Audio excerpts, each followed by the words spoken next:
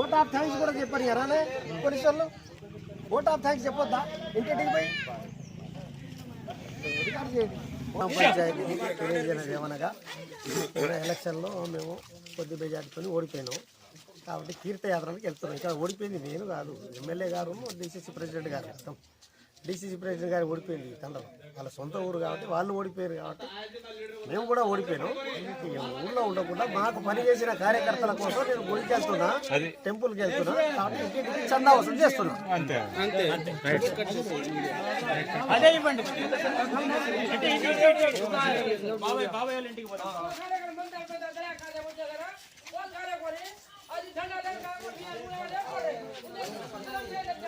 అది